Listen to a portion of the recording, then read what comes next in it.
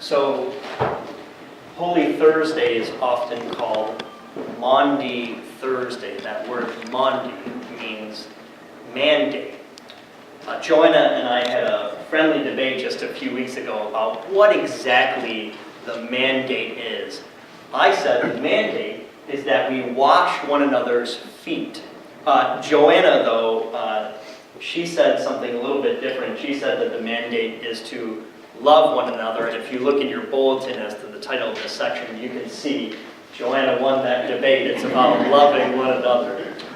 So the mandate, some people would say the mandate is in that act of service for one another and washing the feet. And some denominations actually call that foot washing a sacrament, the same as communion and the same as baptism. They see it in the same way. They hold it to such a high level. That's how important it is to some people.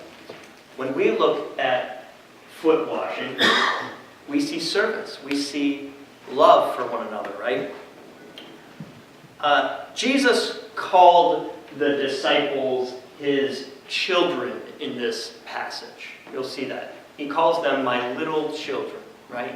There's a father-child dynamic here at work, and Jesus as the master and the disciples as his servants, right? These are the social ways to understand the relationship, father-son or master-servant. And Jesus, even in the midst of this dynamic, he flips it on its head and he begins to serve the disciples. Verse 14, you also ought to wash one another's feet.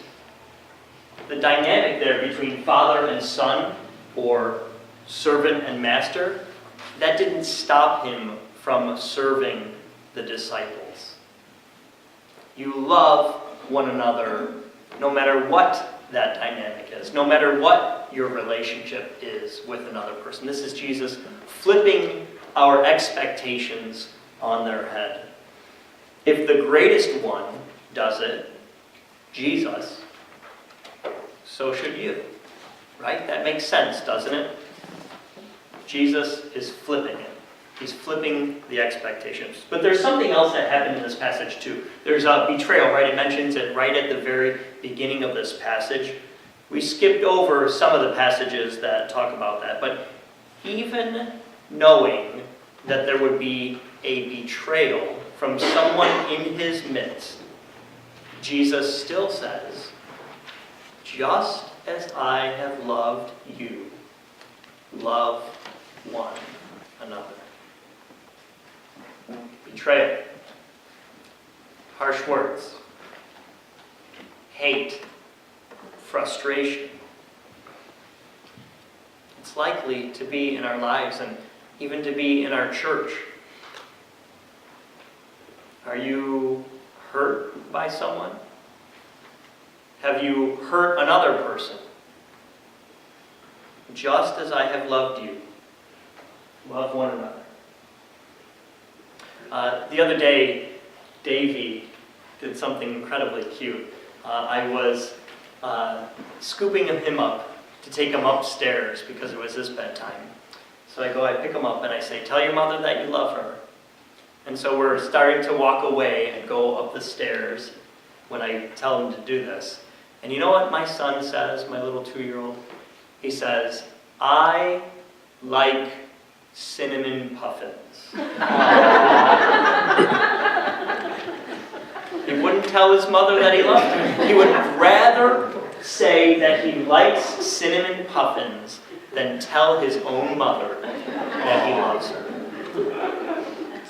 Now, I'm not a fool. I know that this is innocent and sweet behavior from a 2-year-old.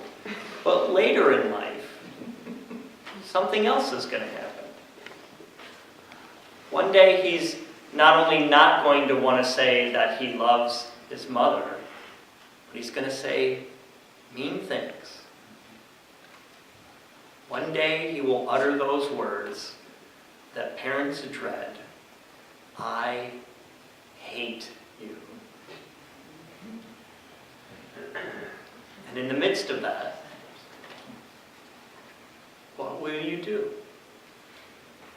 How will you respond?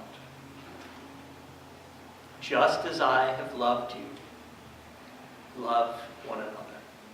Amen? Amen. Join.